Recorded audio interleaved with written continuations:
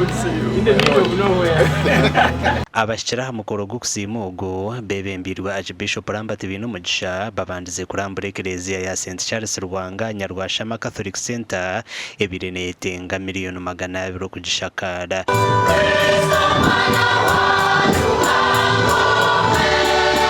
Atumwahika amasomero gari aha Eklezia Nyamurungi nshyo muri kugita enshunzu tumukureba ngo tumurukubi mukama musime kandi mwebaze akuba habihire nahare.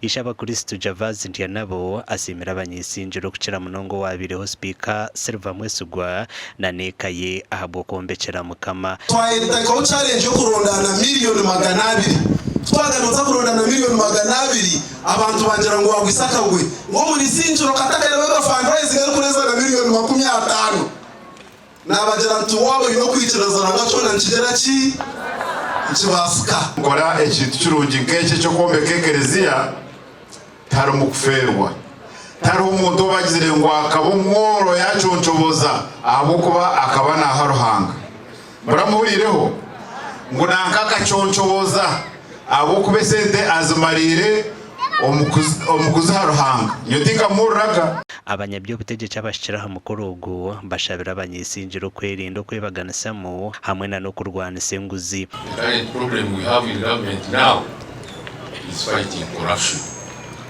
We are all informed people. We have heard about members of parliament hitting each other. We have heard the executive hitting each other. And by the way, I also want you to pray for me.